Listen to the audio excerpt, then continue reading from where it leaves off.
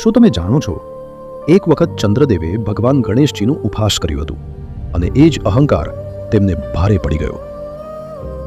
એક રાત્રે ભગવાન ગણેશજી પોતાના પ્રિય મોદકનો પ્રસાદ ગ્રહણ કરીને મૂષક પર બેસીને જઈ રહ્યા હતા. અચાનક રસ્તામાં સાપ આવી ગયો. મૂષક ભયભીત થઈ ઉછળી પડ્યો અને ગણેશજી નીચે પડી ગયા. તેમના હાથમાંથી મોદક જમીન પર વિખેરાઈ ગયા. આકાશમાં બેઠેલા ચંદ્રદેવ આ દ્રશ્ય જોઈ હસવા લાગ્યા. ભગવાન ગણેશજીએ શાંતિથી ઉપર જોઈને કહ્યું, હે ચંદ્રદેવ, તમને તમારા સૌંદર્યનો અહંકાર થઈ ગયો છે. આજથી તમારું તેજ હંમેશા એક સરખું નહીં રહે. આ સાંભળીને ચંદ્રદેવ ભયભીત થઈ ગયા. તેમણે હાથ જોડીને કરીને ક્ષમા માંગી.